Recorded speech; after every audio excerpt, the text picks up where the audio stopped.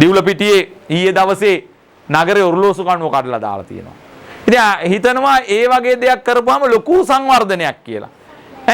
ඔරලෝසු කණුව අයින් කරන එක ලොකු සංවර්ධනයක් කියලා හිතනවා. ඒක අයින් කරපු එක හොඳ තියෙනවා නරක තියෙනවා දෙකම තියෙනවා. හැබැයි මතක තියාගන්න අපි දිවුලපිටිය ඇහැට කියනවා අපි මේ ඔරලෝසු කණුවකට තීන්ත ගාලා එහෙම නැත්නම් තියෙන ඔරලෝසු කණුවක් කඩලා බස් හෝල්ට් එකක් හදලා සංවර්ධනය පෙන්නුවේ නැහැ.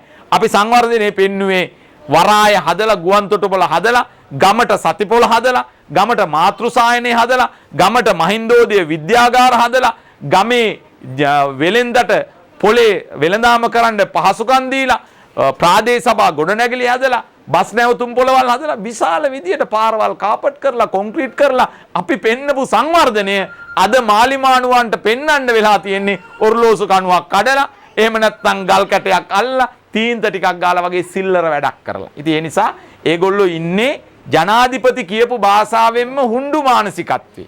ඒ හුඬු මානසිකත්වයේ ඉන්න හින්දා තමයි රට හුඬුවක් වගේ පේන්නේ.